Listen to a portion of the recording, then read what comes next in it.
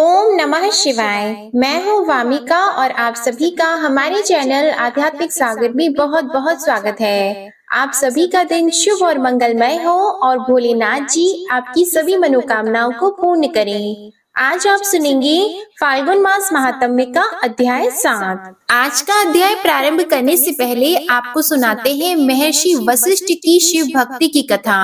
बहुत प्राचीन समय की बात है जब सृष्टि में धर्म और अधर्म के बीच संतुलन बना हुआ था और देवताओं, ऋषियों तथा मनुष्यों का जीवन तप, संयम और श्रद्धा से संचालित होता था। उसी काल में हिमालय की दिव्य और विशाल पर्वतमालाओं के मध्य एक अत्यंत पवित्र स्थान था जहाँ महर्षि वशिष्ठ का आश्रम स्थित था। यह आश्रम केवल एक निवास स्थान नहीं बल्कि तपस्या, ज्ञान और शिव भक्ति का जीवंत केंद्र था। चारों ओर ऊंचे ऊंचे हिमछादित पर्वत, घने वन, निर्मल वायु और शांत वातावरण ऐसा प्रतीत होता था मानो स्वयं प्रकृति यहाँ मौन होकर ऋषि की तपस्या में सहभागी बनी हुई हो। महर्षि वशिष्ठ भगवान शिव के अनन्य भक्त थे और उनका संपूर्ण जीवन ब्रह्मचर्य, सत्य, अहिंसा, संयम और कठोर तप से परिपूर्ण था। वे प्रतिदिन यम नियम का पालन करते हुए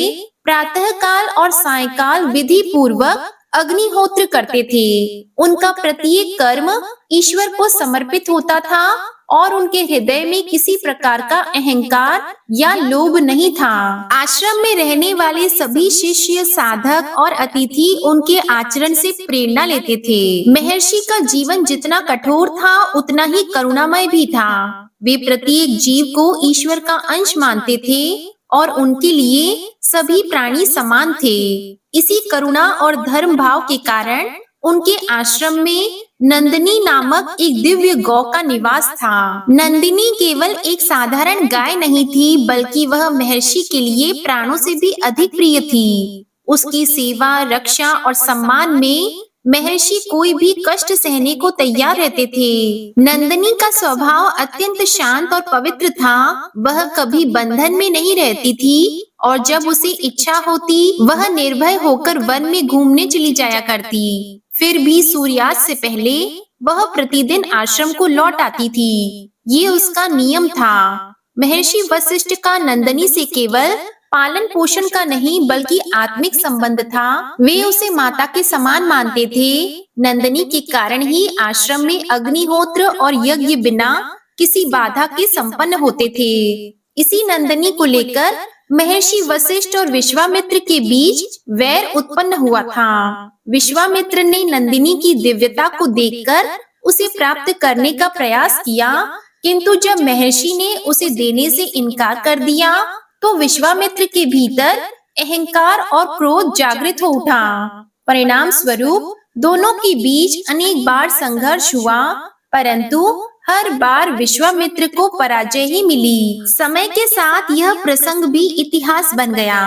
एक दिन नंदिनी अपने स्वभाव के अनुसार आश्रम से बाहर वन में भ्रमण के लिए निकली। धीरे धीरे चलते हुए वह वन के भीतर काफी दूर पहुंच गई। चलते चलते उसे एक ऐसा स्थान मिला जहां भूमि अचानक धसी हुई थी। वहां एक बड़ा और अत्यंत गहरा गड्ढा था जिसके भीतर जल भरा हुआ था। ऊपर से देखने पर उसकी गहराई का अनुमान लगाना कठिन था।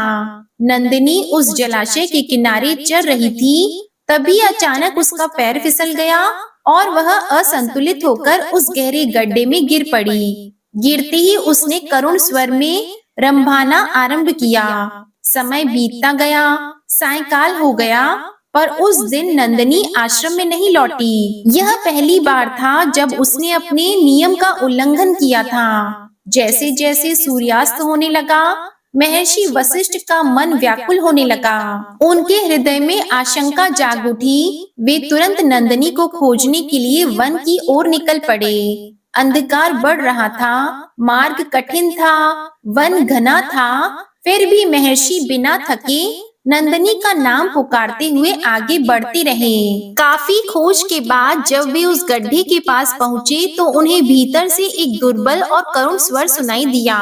उस स्वर को सुनते ही वे समझ गए कि नंदनी उसी गड्ढे में गिर गई है। उन्होंने गड्ढे में झांका, पर उसकी गहराई इतनी अधिक थी कि भीतर कुछ भी स्पष्ट दिखाई नहीं दे रहा था। महर्षि का हृदय पीड़ा से भर उठा।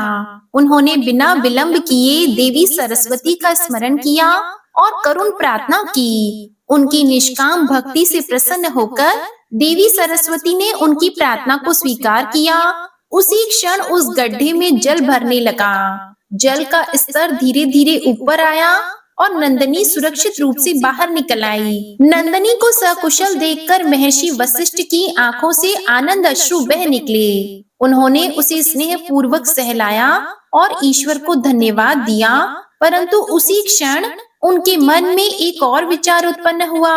उन्होंने सोचा कि यह गड्ढा भविष्य में अन्य निर्दोष जीवों के लिए भी मृत्यु का कारण बन सकता है। तब करुणा से भरकर महर्षि ने निश्चय किया कि इस स्थान को भय का नहीं बल्कि कल्याण का कारण बनाया जाए। वे पर्वतराज हिमालय के पास पहुँचे और उनसे समाधान की प्रार्थना की। तब हिमालय महर्षि के तप, त्याग और करुणा से परिचित थे। उन्होंने इस स्थान को दिव्यता प्रदान करने का आश्वासन दिया। समय के साथ उस स्थान पर परिवर्तन होने लगा। वह गड्ढा अब केवल एक खतरनाक स्थान नहीं रहा, वहां से निर्मल जल की धारा प्रवाहित होने लगी। यह जल इतना शुद्ध और पवित्र था कि उसमें स्नान करने मात्र से मन की मलिनता दूर होने लगी। धीरे धीरे वह स्थान एक पवित्र तीर्थ के रूप में प्रसिद्ध होने लगा। महर्षि वशिष्ठ ने वहीं कठोर तप आरंभ किया और भगवान शिव के ध्यान में लीन हो गए। उनका तप इतना गहन था कि स्वयं भगवान शिव उनकी भक्ति से प्रसन्न होकर प्रकट हुए। पर्वत का एक भाग विदीर्ण हुआ और उसके भीतर से एक तेजस्वी दिव्य शिवलिंग प्रकट हुआ। इस शिवलिंग का नाम अचलेश्वर पड़ा। महर्षि वशिष्ठ श्रद्धा से भरकर उस शिवलिंग के सामने नतमस्तक हो गए। भगवान शिव ने उन्हें वरदान दिया कि यह धाम युगों युगों तक जीवों के कल्याण का केंद्र बना रहेगा और जो भी सच्चे मन से यहाँ आएगा उसे शांति और मुक्ति प्राप्त होगी। शिवलिंग के प्रकट होने के बाद उस संपूर्ण क्षेत्र में एक अद्भुत आध्यात्मिक चेतना फैल गई। ऐसा प्रतीत होता था कि मानो हिमालय की प्रत्येक शिला, प्रत्येक वृक्ष और प्रत्येक पवन कण शिव भक्ति से ओतप्रोत हो गया हो। महर्षि वशिष्ठ ने उस स्थान पर एक व्यवस्थित आश्रम की स्थापना की, जहां साधकों और यात्रियों को धर्म, संयम और करुणा का मार्ग दिखाया जाने लगा। वे सभी को यही शिक्षा देते थे कि बाहरी पूजा से अधिक आवश्यक अंतःकरण की शुद्धता है। नंदनी अब केवल आश्रम की गौ नहीं रही, बल्कि करुणा और अहिंसा का प्रतीक बन गई। जहाँ जहाँ वह विचरण करती, वहाँ भूमि अधिक उपजाऊ हो जाती और वातावरण में भी शांति फैल जाती। इसी कारण इस क्षेत्र को धीरे धीरे नंदनी देश कहा जाने लगा। बाद में यहाँ एक और शिवलिंग की स्थापना हुई, जिसे नंदनी देश्वर कहा गया। इसका उद्देश्य यह था कि सामान्य जन जो कठिन तप नहीं कर सकते, वे भी सरल भाव से शिव भक्ति कर सकें। समय के साथ इस धाम की महिमा दूर दूर तक फैलने लगी। राजा, ऋषि, साधक और सामान्य जन सभी यहाँ आने लगे। जो लोग जीवन में रोग, भय, दुख या मानसिक पीड़ा से ग्रस्त होते थे, वे यहाँ आकर शांति का अनुभव करते थे। मंदाकिनी के निर्मल धारा में स्नान करने से लोगों को ऐसा प्रतीत होता मानो उनके भीतर वर्षों से जमा कष्ट और अशांति बहकर दूर हो रहे हों। इसी दौरान कई बार विश्वामित्र भी इस क्षेत्र से गुजरे। वशिष्ठ की तपस्या, करुणा और शिव कृपा को देखकर उनके भीतर आत्मचिंतन जाग उठा। उन्होंने अनुभव किया कि सच्ची शक्ति अहंकार में नहीं बल्कि विनम्रता और भक्ति में निहित होती है। यद्यपि उनका मार्ग अलग था, फिर भी इस पवित्र भूमि ने उनके मन में परिवर्तन की चिंगारी अवश्य जगा दी। समय बीतता गया और महर्षि वशिष्ठ की आयु बढ़ने लगी। उनका शरीर शिथिल होने लगा, परंतु उनकी चेतना और आत्मबल पहले से अधिक प्रखर हो गए। वे जानते थे कि उनका सांसारिक समय सीमित है, पर यह भी अनुभव करते थे कि भगवान शिव की कृपा से उनका कार्य पूर्णता की ओर बढ़ चुका है। वे प्रायः मंदाकिनी तट पर बैठकर ध्यान करते और अपने जीवन की प्रत्येक घटना को ईश्वरीय योजना के रूप में स्वीकार करते।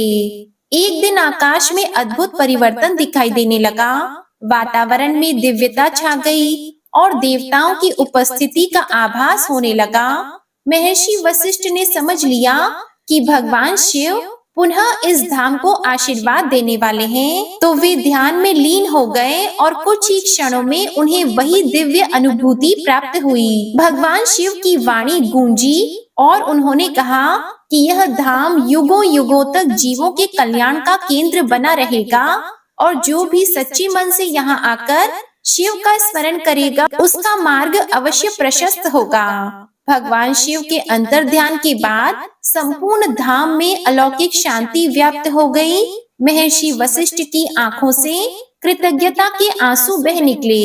उन्होंने अपने प्रमुख शिष्यों को बुलाकर धाम की जिम्मेदारी सौंपी और उन्हें यह शिक्षा दी कि इस स्थान की रक्षा केवल संरचनाओं से नहीं बल्कि आचरण, करुणा और धर्म से होगी। कुछ समय बाद महर्षि वशिष्ठ मंदाकिनी तट पर अंतिम ध्यान में लीन हो गए। उनका शरीर स्थिर हो गया और चित्त पूर्णतः शिव में विलीन हो गया। ऐसा प्रतीत हुआ मानो उन्होंने देह त्याग नहीं किया बल्कि शिव में समा गए हों। प्रकृति निशब्द होकर उन्हें विदा कर रही थी। महर्षि वशिष्ठ के समाधिस्थ होने के बाद भी इस धाम की चेतना कभी शिथिल नहीं हुई। उनके शिष्यों ने उसी सादगी और श्रद्धा से सेवा कार्य जारी रखा। युग बदले, राजाओं के राज्य आए और चले गए, पर मंदाकिनी की धारा निरंतर बहती रही और अचलेश्वर तथा नंदनीदेश्वर शिवलिंग अडिग बने रहे। लोग पीढ़ी दर पीढ़ी यह कथा सुनाते रहे कि कैसे नंदनी के गड्ढे में गिरना एक साधारण घटना नहीं बल्कि लोक कल्याण की ईश्वरीय योजना थी। जो भी व्यक्ति अहंकार, लोभ और अज्ञान से ग्रस्त होकर इस धाम में आता, यदि वह सच्चे मन से शिव का स्मरण करता तो उसके भीतर परिवर्तन होने लगता। यह धाम केवल मनोकामना पूर्ति का नहीं बल्कि आत्मशुद्धि का केंद्र बन गया। यहाँ आकर अनेक लोग हिंसा छोड़कर करुणा के मार्ग पर चले, मोह त्याग कर संयम को अपनाया और भय से मुक्त होकर सत्य के पथ पर अग्रसर हुए। मंदाकिनी का जल अब केवल शरीर की नहीं मन की शुद्धि का प्रतीक बन गया। युगों बाद भी साधकों को ऐसा अनुभव होता कि मानो नंदिनी आज भी इस भूमि पर विचरण कर रही हो और अचलेश्वर शिवलिंग आज भी उस दिव्य क्षण की स्मृति को संजोए खड़ा हो जब भगवान शिव ने स्वयं प्रकट होकर लोक कल्याण का वरदान दिया था।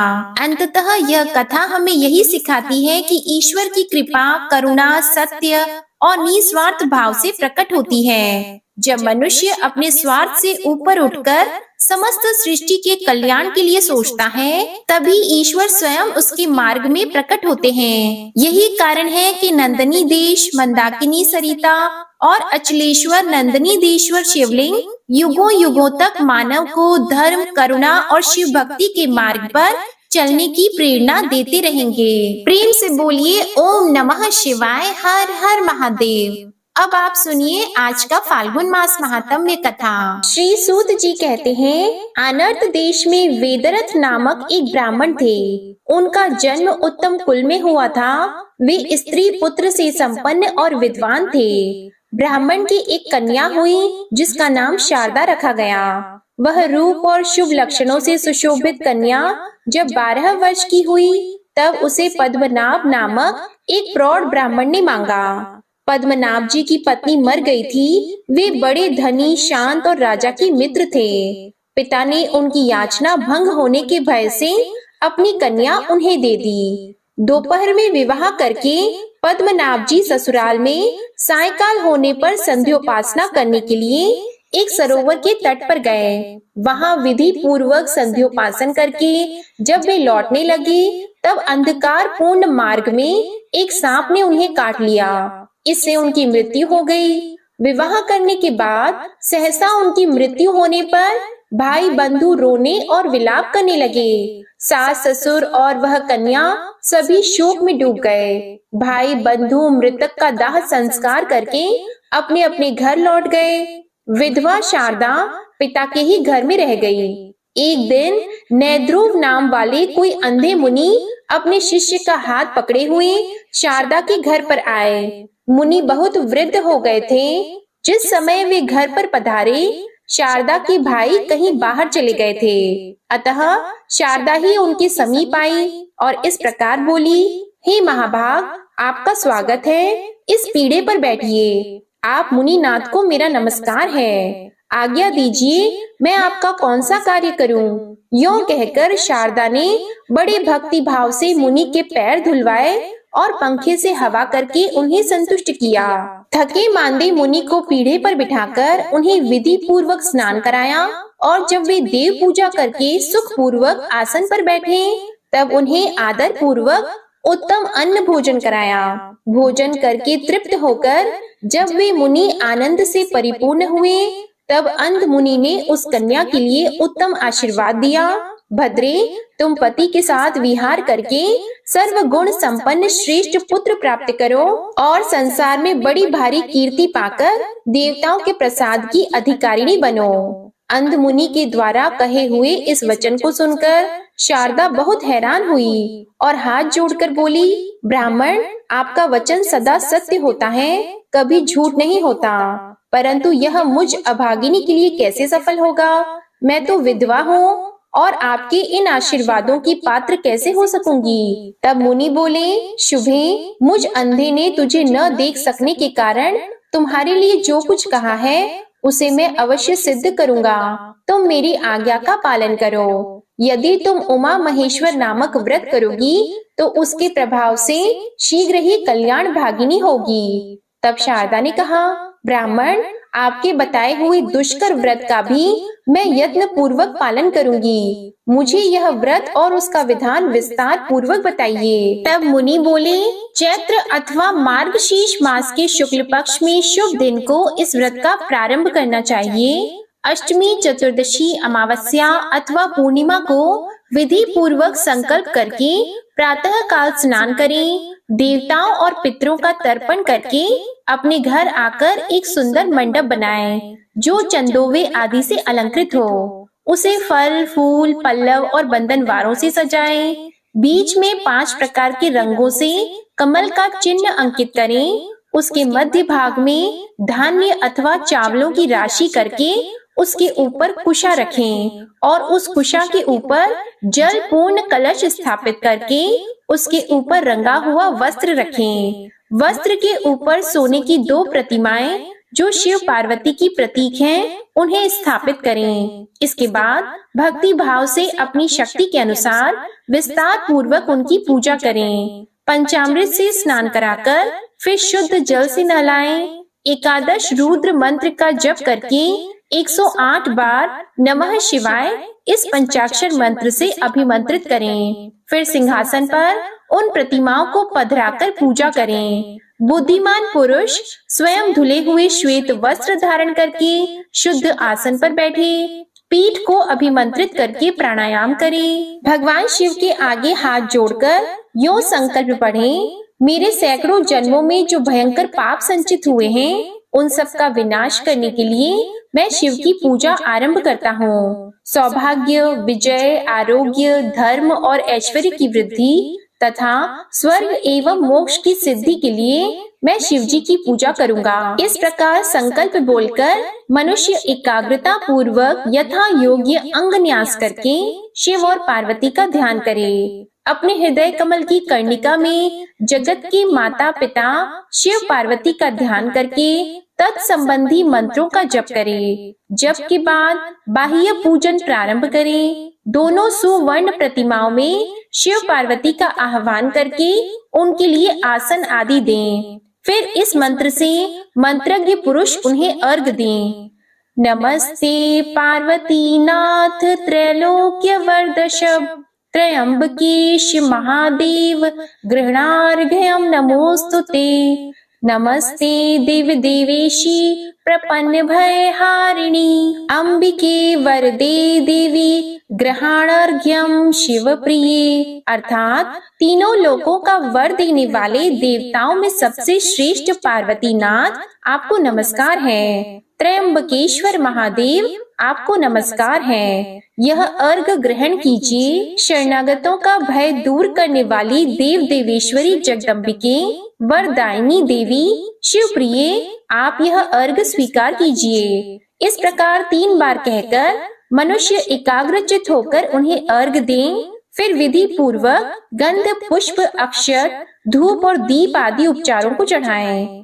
खीर के साथ घी में तैयार किया हुआ नैवेद्य अर्पण करें। इसके बाद मूल मंत्र द्वारा 108 बार हविष्य की आहुति दें। फिर नैवेद्य हटाकर धूप आरती करके तांबूल अर्पण करें और मन को एकाग्र करके नमस्कार करें। इस प्रकार उपचार से पूजा करके ब्राह्मण दंपति को भोजन कराएं। इसी प्रकार सायंकाल की पूजा करके ब्राह्मण की अनुमति लेकर रात में मौन भाव से दूध में तैयार किया हुआ हविष्य भोजन करें। इस प्रकार विद्वान पुरुष 1 वर्ष तक दोनों पक्षों में इस व्रत का पालन करता रहे। वर्ष पूरा होने पर व्रत का उद्यापन करें। शतरुद्रीय का पाठ करते हुए दोनों प्रतिमाओं को जल से स्नान कराएं।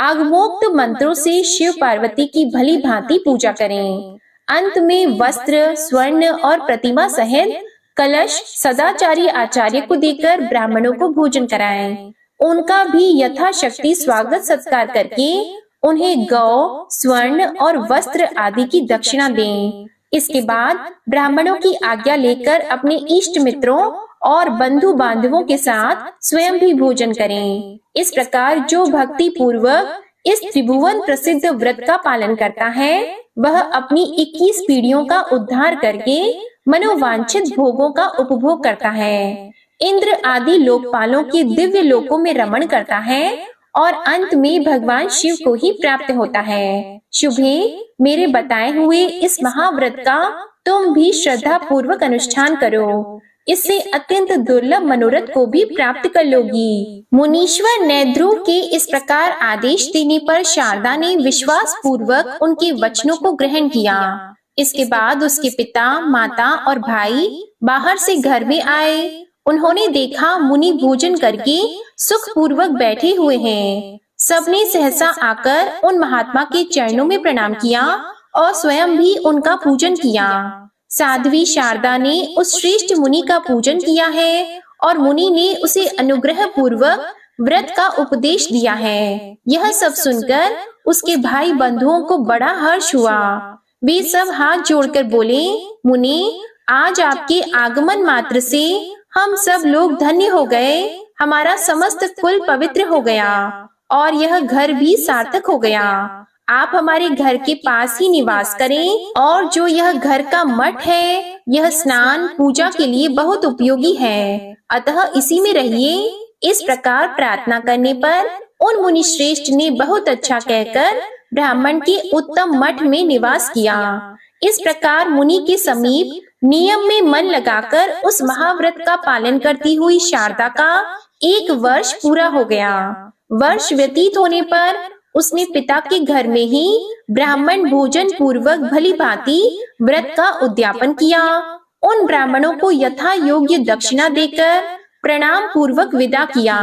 माता पिता ने उसके इस कार्य की बड़ी प्रशंसा की। शारदा उस दिन भी उपवास करके नियम पालन पूर्वक महात्मा नैद्रुव के बताए हुए उत्तम मंत्र का जप करती रही। इसके बाद प्रदोष काल आने पर उसने भगवान शंकर का पूजन किया और घर के पास वाले मठ में भगवान शिव का ध्यान करती हुई साध्वी शारदा रात भर भगवान शिव के पास जागती रही। शारदा की भक्ति और मुनि की तपस्या एवं समाधि से संतुष्ट होकर जगन माता पार्वती उनके सामने प्रकट हुई। उनके प्रकट होते ही अंधे मुनि को 2 नेत्र प्राप्त हो गए। अपने सम्मुख प्रकट हुई जगन माता पार्वती का दर्शन करके वे मुनि और वह ब्राह्मण कन्या दोनों उनके चरणों में गिर पड़े। तब उन दोनों को उठाकर पार्वती देवी ने बड़ी प्रेम से कहा, मुनि श्रेष्ठ, मैं तुम्हारे ऊपर प्रसन्न हूँ। पाप रहित पुत्री शारदा, तुम्हारे ऊपर भी मैं प्रसन्न हूँ। बोलो, तुम्हारी रुचि के अनुसार कौन सा देव दुर्लभ वर प्रदान करूं? तब मुनि बोले, देवी, यह शारदा नाम की कन्या विधवा हो गई है। मैंने अंध होने के कारण इस बात को न जानकर इसकी सेवा से संतुष्ट होकर यह आशीर्वाद दिया है कि तुम अपने पति के साथ चिरकाल तक विहार करके उत्तम पुत्र प्राप्त करो। जगदम्बा, आप मेरे इस वचन को सत्य करें, आपको नमस्कार है। तब श्री पार्वती देवी ने कहा, ब्राह्मण, यह शारदा पूर्व जन्म में एक द्राविड़ ब्राह्मण की द्वितीय पत्नी थी। उस समय इसका नाम भामिनी था। भामिनी अपने पति की बड़ी प्यारी थी। अपनी रूप माधुरी से परम मनोहर दिखाई देने वाली भामिनी ने रूप वशीकरण आदि छल पूर्ण उपायों से पति को अपने वश में कर लिया। वह मोहग्रस्त ब्राह्मण अपनी छोटी पत्नी में ही आसक्त होने के कारण अपनी ज्येष्ठ एवं पतिव्रता पत्नी के पास कभी नहीं गया। पति समागम से वंचित होने से वह स्त्री पुत्रहीन रह गई। इससे वह मन ही मन सदा संतप्त रहती थी और उसी दशा में समय अनुसार उसकी मृत्यु हो गई। भामिनी के घर के पास एक तरुण ब्राह्मण रहता था। वह इस सुंदरी को देखकर मोहित हो गया था। एक दिन उसने काम से आतुर होकर इसका हाथ पकड़ लिया। उस समय इसने क्रोध से लाल आंखें करके उसे दूर भगा दिया। वह दिन रात इसी का चिंतन करते करते मृत्यु को प्राप्त हुआ। इसने स्वामी को मोहित करके जो उन्हें ज्येष्ठ पत्नी से विमुख किया था, उसी पाप से यह इस जन्म में विधवा हुई। जो स्त्रियां संसार में पति पत्नी में वियोग कराती हैं, उन्हें 21 जन्मों तक बाल्यावस्था में विधवा होना पड़ता है। और वह काम मोहित ब्राह्मण जो पराई स्त्री के विरह से पीड़ित होकर मृत्यु को प्राप्त हुआ था, उसने भी पाप ही किया था। अतः इस जन्म में वह इसका पाणी ग्रहण मात्र करके मृत्यु को प्राप्त हुआ है। पूर्व जन्म में जो इसका पति था, वह इस समय पांड्य देश में एक श्रेष्ठ ब्राह्मण के रूप में उत्पन्न हुआ है। उसके पास धन संपत्ति, स्त्री और सुख भोग की सामग्री सब कुछ है। यह शारदा अपने उसी पति के साथ प्रत्येक रात्रि में स्वप्नावस्था में समागम करके जागरण काल की अपेक्षा भी श्रेष्ठ रति सुख का अनुभव करे। स्वप्नावस्था में पति समागम से यह कुछ ही समय में वेद वेदांगों के पारंगत विद्वान पुत्र प्राप्त कर लेगी। वे ब्राह्मण देवता भी स्वप्न में अपने साथ चिर समागम से इसके गर्भ से उत्पन्न हुए पुत्र को सदैव देखा करेंगे। महामुने, पूर्व जन्म में इसने मेरी आराधना की है और इसी को वर देने के लिए मैं प्रकट हुई हूँ। इसके बाद महादेवी पार्वती ने शारदा से आदर पूर्वक कहा, बेटी, तुम मेरी उत्तम बात सुनो। जब कभी भी किसी देश में अपने स्वप्न में देखे हुए पूर्व पति को देखना, तब समझ लेना कि यही मेरे पुरातन पति हैं। वे ब्राह्मण भी तुम्हें देखकर पहचान लेंगे। उस समय तुम दोनों में वार्तालाप होगा। ऐसा अवसर आने पर तुम अपने विद्वान पुत्र को उन्हीं ब्राह्मण की सेवा में समर्पित कर देना। उमा महेश्वर व्रत का जो श्रेष्ठ फल है, उसके अर्ध भाग को इस प्रकार उन्हीं के हाथों में सौंप देना और तब से उन्हीं के अधीन होकर रहना। तुम दोनों को स्वप्न मिलन के सिवा कभी शारीरिक संग नहीं करना चाहिए। समय आने पर वे श्रेष्ठ ब्राह्मण जब मृत्यु को प्राप्त होंगे, तब उन्हीं के साथ चिता की अग्नि में प्रवेश करके तुम मेरे धाम को प्राप्त हो जाओगी। ऐसा कहकर जगन्माता पार्वती अंतर ध्यान हो गई। वह कन्या करुणामयी पार्वती का वरदान पाकर बहुत प्रसन्न हुई। रात्रि व्यतीत होने पर नए नेत्र पाए हुए धर्मज्ञ मुनि ने उसके माता पिता से एकांत में सब बात बताई। इसके बाद वे चले गए। इस प्रकार कुछ दिन बीतने पर शारदा ने स्वप्न में पति का समागम प्राप्त किया। पार्वती देवी के वरदान से उसके गर्भ रह गया। उस विधवा को गर्भवती हुई सुनकर सब लोग व्यभिचारिणी कहकर उसे धिक्कार देने लगे। उसके मरे हुए पति के जाति भाइयों ने जब यह असहाय बात सुनी, तब वे सब लोग शारदा के पिता के घर आए। गांव के बड़े बूढ़े पंडित भी आए। सबने कुल के वृद्ध पुरुषों के साथ बैठकर गोष्ठी की। लज्जा से नतमुख हुई गर्भवती शारदा को बुलाकर कुछ लोग बड़े क्रोध में भरकर उसे डांटने लगे। कुछ लोगों ने उसकी ओर से मुंह फेर लिया। कुछ निर्दयी वृद्धों ने अपना निर्णय इस प्रकार व्यक्त किया कि यह पाप बुद्धि वाली कन्या दोनों कुलों का नाश करने वाली है। इसके केश मुड़वाकर नाक और कान काट दिए जाएं और इसे कुल और जाति से बहिष्कृत करके गांव से बाहर निकाल दिया जाए। यह सुनकर सब लोग ऐसा ही करने को तैयार हो गए। इसी समय सबको आकाशवाणी सुनाई पड़ी कि इस कन्या ने न तो कोई पाप किया है, न कुल में कलंक लगाया है और न इसके पातिव्रत्य का भंग ही हुआ है। यह सदाचार परायणा स्त्री है। इसके बाद जो लोग भी इसे उल्टा या व्यभिचारिणी कहेंगे, उन पाप मोहित मनुष्यों की जिह्वा तत्काल विदीर्ण हो जाएगी। इस प्रकार आकाशवाणी को सुनकर उसके माता पिता आदि सब लोग को बड़ा हर्ष हुआ। कुछ अविश्वासी मनुष्य बोल उठे, यह आकाशवाणी झूठी है। इतना कहते ही उनकी जीवा दो टुक हो गई। फिर तो सब जाति भाई बंधु बांधव स्त्रियां और बड़े बूढ़े साधु साधु कहकर शारदा की प्रशंसा करने लगे। कुल की स्त्रियां प्रसन्न हो गईं। दूसरे लोग कहने लगे, देवता झूठ नहीं बोलते, परंतु यह समझ में नहीं आता कि इसने कैसे गर्भ धारण किया।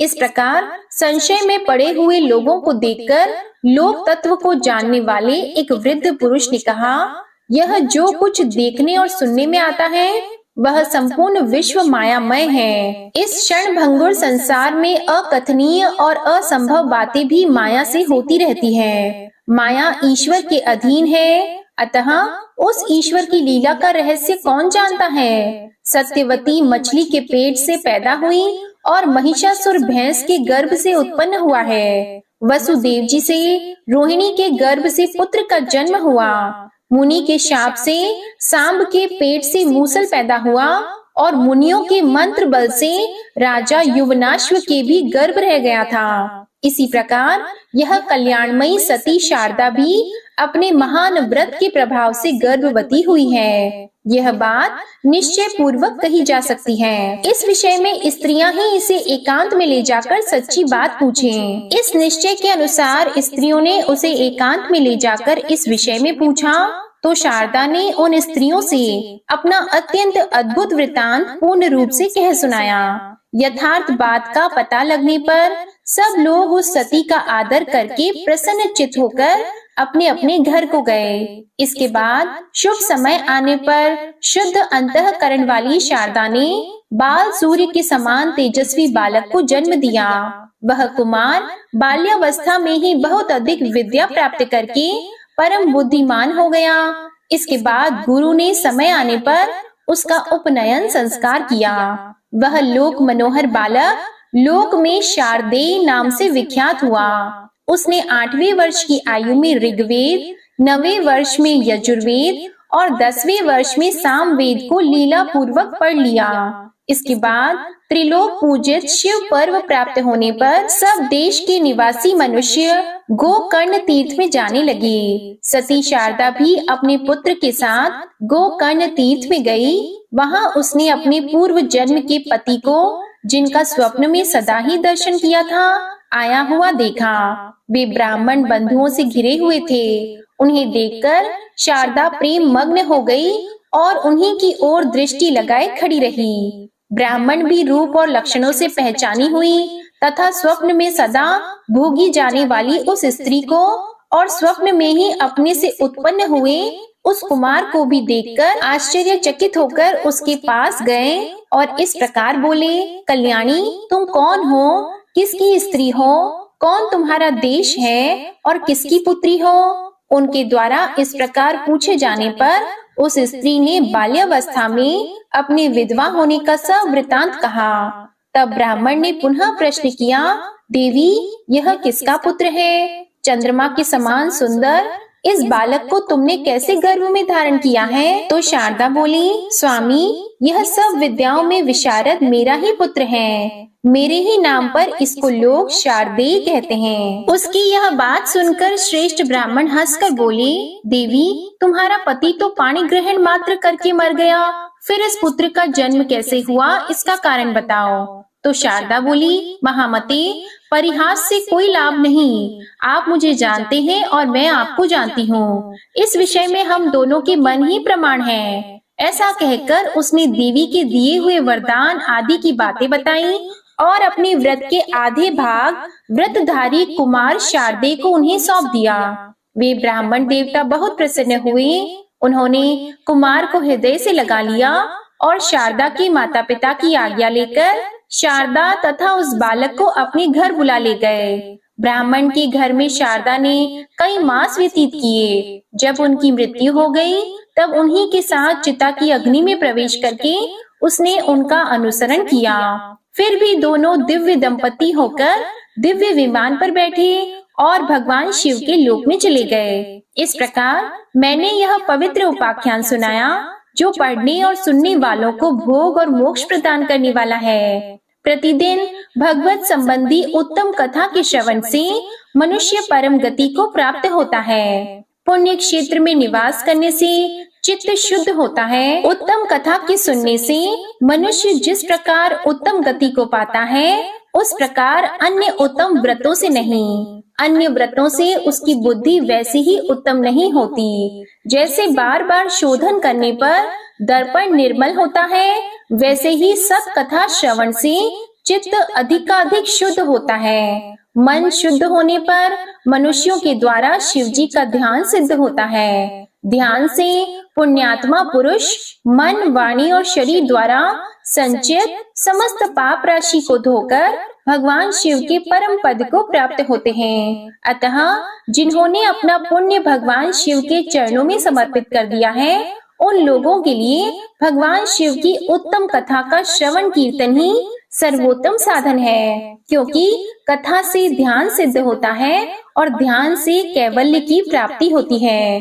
हे मुनिवरों, आप सब लोग बड़े सौभाग्यशाली हैं। आपका ही जीवन सफल है, क्योंकि आप लोग सदा भगवान शिव के उत्तम कथामृत रस का सेवन करते हैं। इस जीव जगत में वस्तुतः उन्हीं का जन्म सफल है, जिनका मन सदा भगवान विश्वनाथ का ध्यान करता है। वाणी उनके गुण गाती है और दोनों कान उन्हीं की कथा सुनते हैं। ऐसे ही लोग इस संसार सागर को पार करते हैं। नाना प्रकार के गुण अभिवेद जिनके स्वरूप का कभी स्पर्श नहीं करते, जो अपनी महिमा से जगत के बाहर और भीतर समान रूप से व्याप्त हैं, जो अपने ही प्रकाश में विहार करते हैं और जो मन वाणी की वृत्तियों से बहुत दूर हैं, मैं उन अनंतानंद घन स्वरूप परम शिव की शरण लेता हूँ। आज का अध्याय समाप्त हुआ। इसके आगे का वर्णन आप अगले अध्याय में सुनेंगे। अब आप सुनिए श्री शिव चालीसा पाठ। श्री गणेश गिरिजा सुवन मंगल मूल सुजान, कहत अयोध्या दास तुम देहु अभय वरदान। जय गिरिजापति दीन दयाला, सदा करत संतन प्रतिपाला। भाल चंद्रमा सोहत नीके, कानन कुंडल नाग फनी के। अंग गौर शिर गंग बहाए, मुंड माल तन छार लगाए। वस्त्र खाल बागंबर सोहे, छवि को देख नाग मुनि मोहे। मैना मातु की है दुलारी, बाम अंग सोहत छवि न्यारी। कर त्रिशूल सोहत छवि भारी, करत सदा शत्रु निशयकारी। नंदी गणेश सोहित कैसे, सागर मध्य कमल है जैसे। कार्तिक श्याम और गणराऊ, या छवि को कही जात न काऊ। देवन जब ही जाए पुकारा, तब ही दुख प्रभु आप निवारा। किया उपद्रव तारक भारी, देवन सब मिली तुम ही जुआरी। तुरत षडानन आप पठायहु, लव निमेष महामारी गिरायो। आप जलंधर असुर सहारा, सुयश तुम्हार विदित संसारा। त्रिपुरासुर सन युद्ध मचाई, सब ही कृपा कर लीन बचाई। किया तपहि भागीरथ भारी, पूरब प्रतिज्ञा तसु पुरारी। दानिन मह तुम समको नाही, सेवक स्तुति करत सदाही। वेद नाम महिमा तव गाई, अकथ अनादि भेद नहीं पाई। प्रगट उदधि मंथन में ज्वाला, जरे सुरासुर भय विहाला। कीन्ह दया तह करी सहाई, नीलकंठ तब नाम कहाई। पूजन रामचंद्र जब कीन्हा, जीत के लंक विभीषण दीन्हा। सहस कमल में हो रहे धारी, कीन्ह परीक्षा तब ही पुरारी। एक कमल प्रभु राखे जोई, कमल नयन पूजन चह सोई। कठिन भक्ति देखी प्रभु शंकर, भय प्रसन्न दिए इच्छित वर। जय जय जय अनंत अविनाशी, करत कृपा सबकी घटवासी। दुष्ट सकल नित मोहि सतावे, भ्रमत रहे मोहि चैन न आवे। त्राहि त्राहि मैं नाथ पुकारो, यही अवसर मोहि आन उबारो। ले त्रिशूल शत्रुन को मारो, संकट से मोहि आन उबारो। मातु पिता भ्राता सब कोई, संकट में पूछत नहीं कोई। स्वामी एक है आस तुम्हारी, आया हरहु अब संकट भारी। धन निर्धन को देत सदाही, जो कोई जाची वो फल पाही। अस्तुति के ही विधि करो तुम्हारी, क्षमहु नाथ अब चूक हमारी। शंकर हो संकट के नाशन, मंगल कारण विघ्न विनाशन। योगी यति मुनि ध्यान लगावी, नारद शारद शीश नवावी। नमो नमो जय नमो शिवाय, सुर ब्रह्मादिक पारन पाए। जो यह पाठ करे मन लाई, तापार होत है शंभु सहाय। ऋण के हो जो कोई अधिकारी, पाठ करे सो पावन हारी। पुत्रहीन कर इच्छा कोई, निश्चय शिव प्रसाद तेहि होई। पंडित त्रयोदशी को लावे, ध्यान पूर्वक होम करावे। त्रयोदशी व्रत करे हमेशा, तन नहीं ताकि रहे कलेशा। धूप दीप नैवेद्य चढ़ावे, शंकर सम्मुख पाठ सुनावे। जन्म जन्म के पाप नसावे, अंतवास शिवपुर में पावे। कहे अयोध्या आस तुम्हारी, जानी सकल दुख हरहु हमारी। नित नेम कर प्रातः ही, पाठ करो चालीसा। तुम मेरी मनोकामना, पूर्ण करो जगदीश। मगसर छठी हेमंत ऋतु, संवत 64 जान। स्तुति चालीसा शिव ही, पूर्ण कीन कल्याण। शिव चालीसा समाप्त होती है। प्रेम से बोलिए भगवान भोलेनाथ की जय। आपको आज की कथा पसंद आए तो वीडियो को लाइक कीजिएगा, शेयर कीजिएगा और कमेंट में भगवान भोलेनाथ जी की जय जरूर लिखिएगा और चैनल को भी सब्सक्राइब कीजिएगा। इसी के साथ आज आप हमारे चैनल पर रविवार की व्रत कथा भी जरूर सुनिएगा। हर हर महादेव, ओम नमः शिवाय।